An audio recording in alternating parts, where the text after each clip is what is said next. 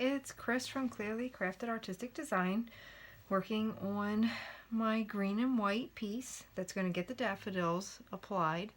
So the green is done. You can see where I did it on the top and bottom, and it's still wet. This will look very different when it's completely dry. And you can see this is the iridescent medium that I always put on. I have that on all my pieces before I apply.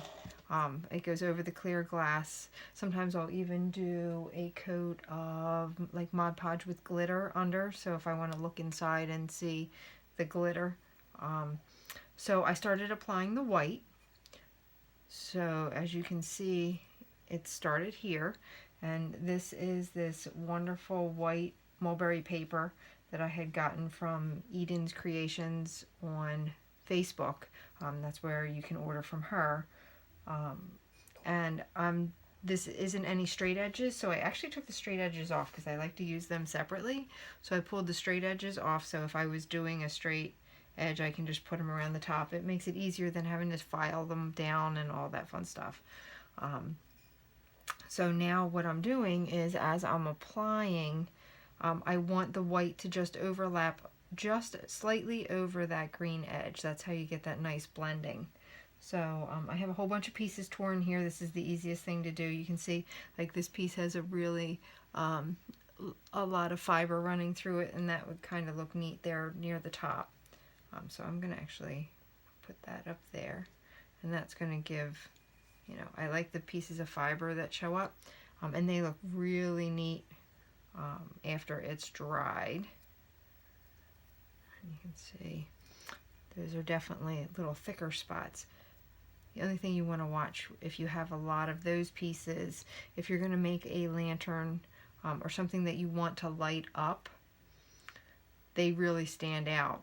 And depending on what the over napkin is that you're using, they can go through and, you know, kind of mess up things. If it goes through the face of something, it's not going to show up. That's going to show up on the lantern, and you're going to have that piece. That's why I always light my things as I'm doing. Let's see, that's a nice small piece, and you can see right there. And then that upper edge is done. And I always go around in a circle. I don't go up and down in lines.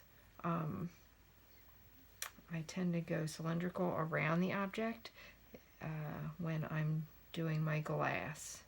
I think it just gives a better feel.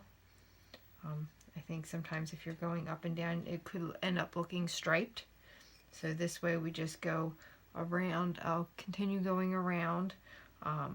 And then eventually I'll get to a point where I'll flip it over this way, and I will go here, and then it'll just meet in the middle.